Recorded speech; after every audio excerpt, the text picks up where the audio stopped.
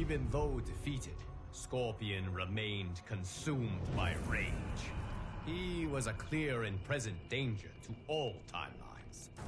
But I knew that it would take compassion, not combat, to calm his fury.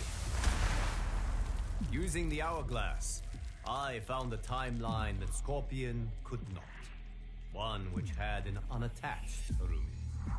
This Harumi is unlike any other. Having lost her Hanzo to that timeline's Quan Chi, it is she who has become Scorpion. Bonding over their shared grief, Hanzo and Harumi join forces to defeat evil in her timeline. It is not just Quan Chi who should fear these Scorpion's stings. Though they claim to be superior beings, Nitara and her timeline's Veternians proved anything but. They foolishly underestimated the tenacity and skill of this timeline's warriors. And while we have lost many, they are sadly not this war's greatest victims. Those are the ones who were enslaved by a pestiferous Veternian bite, and who, unless aided, will be condemned to languish in an excruciating, eternal twilight. To help them, I traveled to a timeline where Veternians work for good, not ill. They graciously shared their unique expertise, undoing the dark magic that had befallen my champions. Now, their souls and their lives have been restored. Their safe return is indeed a blessing.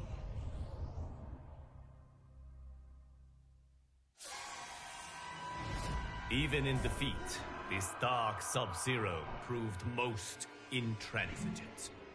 Given the chance to surrender, he refused to concede, forcing my allies to finish him. Robbed of their Grandmaster's cunning and tactical genius, Sub-Zero's Cryomancers quickly fell to pieces. The rout that followed was utterly complete. It will take decades to repair this Cold War's devastation. But as the ice thaws and a new spring begins, I find myself hopeful. Once again, my champions have risen to this timeline's defense. And once again, they have emerged victorious.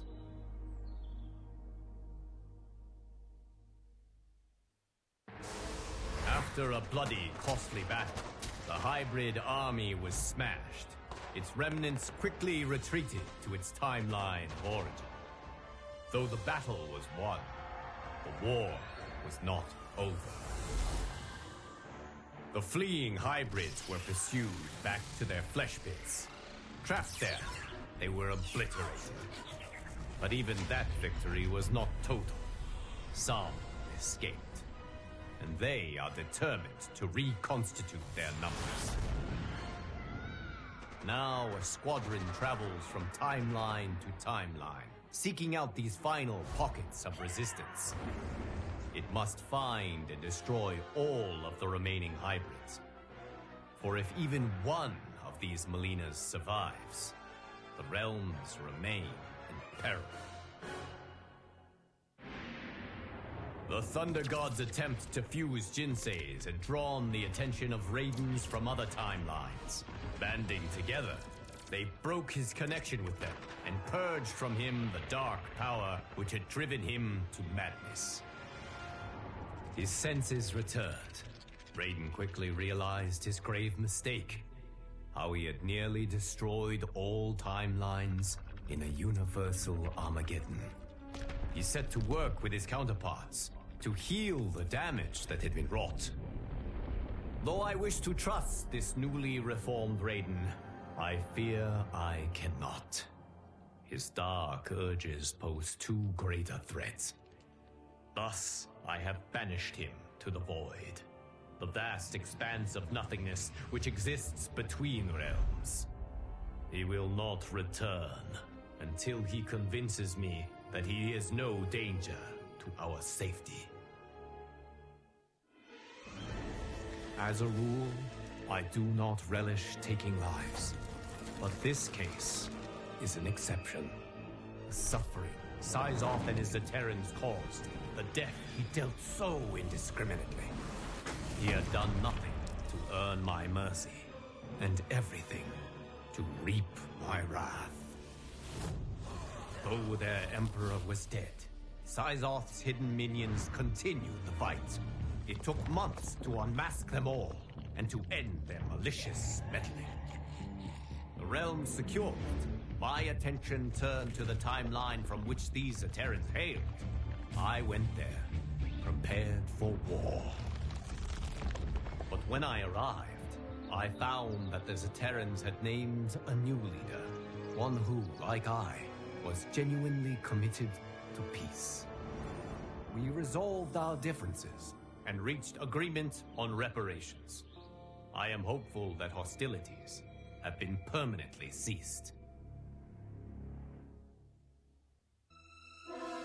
When Shang Tsung arrived in his timeline to consume its souls, he expected little resistance.